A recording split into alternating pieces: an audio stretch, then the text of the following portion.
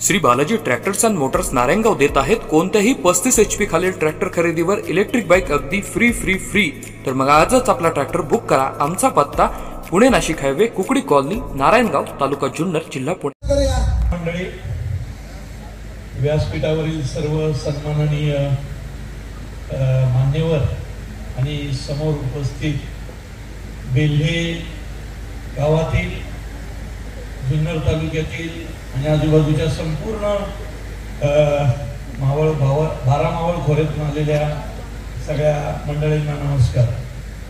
खरं तर मी आभार मानल पाटील साहेबांचे, त्यांनी इतक्या सुंदर कार्यक्रमाला मला इथं उपस्थित राहायची संधी दिली। संगीत रत्न माननीय दत्ता महाडिक पुणेकर यांच्या पुण्यतिथीनिमित्त हा गेली 12 वर्ष हा उपक्रम होतोय। जेव्हा एखाद्या गावात किंवा एखाद्या तालुक्यात एखादा सांस्कृतिक उपक्रम होतो, तो उपक्रम कालांतरानं त्या शहराची, गावाची, तालुक्याची ओळख होतो। आणि आता लोकनाट्य तमाशा किंवा लोकनाट्य महोत्सव तसे कमी होत चालले। अशा परिस्थितीत बेल्हे लोकनाट्य तमाशा ही एक नवी ओळख आमच्या तमाशा कलावंतांना तुम्ही करून देता, ही खूप मोठी गोष्ट आहे। कारण आम्ही जरी आज सेलिब्रिटी म्हणायला असतं, तसं मी स्वतःला शेतकरी समजतो। सगळ्यांना माहिती आहे की 6 महिने वर्षातले 6 महिने मी फक्त काम करतो, बाकी 6 महिने मी शेती करतो गावाला जाऊन। मुळशी तालुका म्हणजे मुळशी तालुक्याचा आहे मी, तर आमच्या तालुक्याची ओळख आजही शेतीची।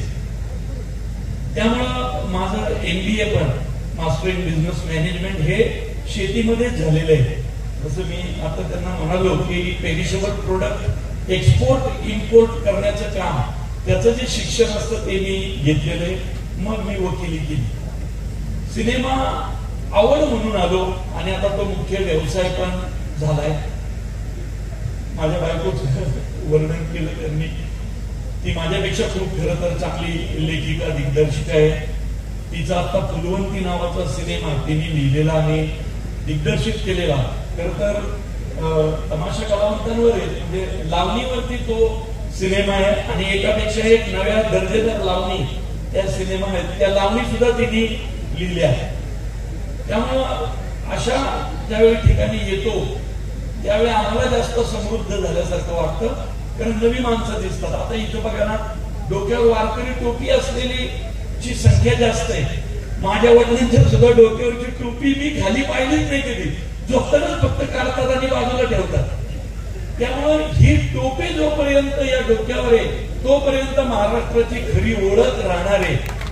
त्यामुळं येणाऱ्या पिढ्या सुद्धा ही टोपी डोक्यावर राबवतील आणि मिरवतील, याच्यामध्ये शंका नाही। त्यामुळं माझे अनेक सिनेमे प्रसिद्ध झाले, पण मुळशी पॅटर्न हा माझा आवडता सिनेमा काय आहे, कारण मी तो माझ्या वडिलांच्या प्रेरणेमुळे लिहिला।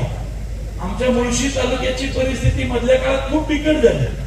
डेव्हलपमेंट आमच्या तालुक्यात आली, तालुक्यातल्या लोकांनी जमिनी विकल्या, कवडी मोलाच्या भावाने विकल्या।